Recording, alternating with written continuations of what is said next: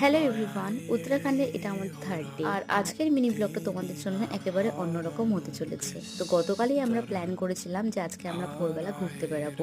তাই ফোনের অ্যালার্ম বাজার সাথে সাথে 4:30টার সময় ঘুম থেকে উঠে স্নান করে রেডি হয়ে বেরিয়ে পড়েছি 6:30 নাগাদ। আমি, বাবা, মা, মাসি, মিশো, পুচু, প্রীতি, বিনয় আর তার সাথে আমাদের ছোট্ট কৃষ্টি কিন্তু ছিল। তো সবাই মিলে আমরা একসাথে গাড়ির মধ্যে কিভাবে বসেছি দেখো। কথায় আছে না, যদি হয় সুজন তেঁতুল, কথায় নজন, ঠিক একেবারে সেরকম অবস্থা আমাদের।